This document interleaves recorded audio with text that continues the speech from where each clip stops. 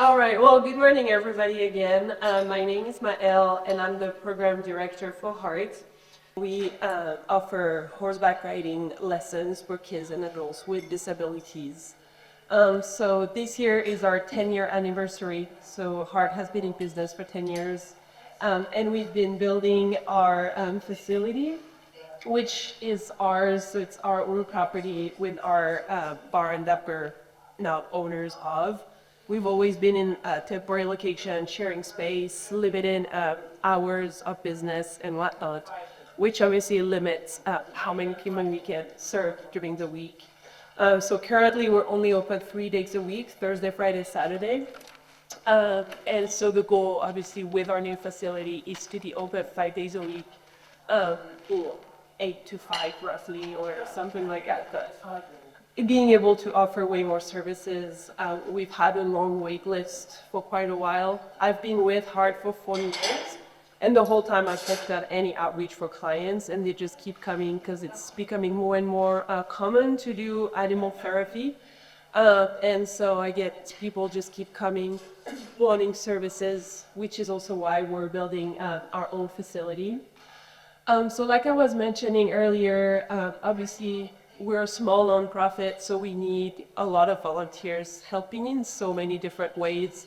We obviously have our day-to-day operation where you can help the clients directly as a sidewalker, walking alongside the clients, making sure they're centered on the horse, but also just for that interaction. A lot of the clients may be group homes, fairly isolated because they're just in hospitals all the time. And so again, just coming to their lessons is kind of like the highlight of their day, even potentially of their week, and just looking forward to that every time.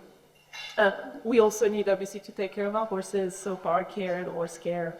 And then there's many ways, many people are like, oh, I don't necessarily want to work with the clients, so I don't necessarily want to work with the horses, but it can also just be helping us with our fundraisers. We have 4 or 5 major fundraisers throughout the year. So we have one next week, Thanksgiving week, where you build your own wreath, and it's like a mimosa wreath, so a little snack, you build your wreath, you come with your friends. So we always need help as those happen, whether it's cleaning up, setting up the things, and whatnot. We also we started this summer, it's a new Sustaining Donor program.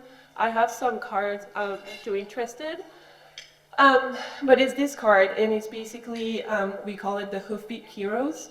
And it's just a sustaining donation, so you can donate $10 a month, $20 a month, $50, $100 a month, like obviously whatever you're comfortable with. And what I like to say is like $10 a month is like one less coffee you might get that month, right? But it makes a huge difference for us because that's money that can go towards the horse care, towards clients' lessons, towards equipment that we need. And so, for example, with that new barn, we are really trying to increase the accessibility. So recently we got a grant for installing a lift, so that we can transfer our clients coming with wheelchairs or limited mobility to transfer from their wheelchair onto the horses.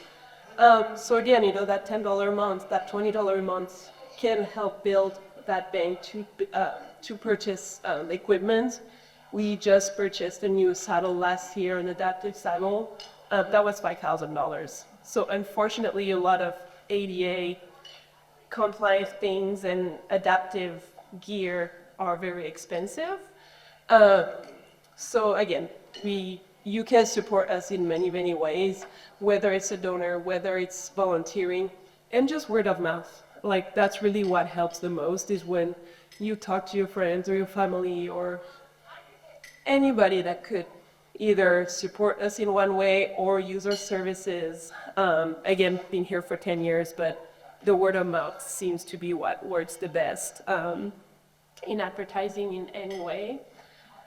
So yeah, thank you so much.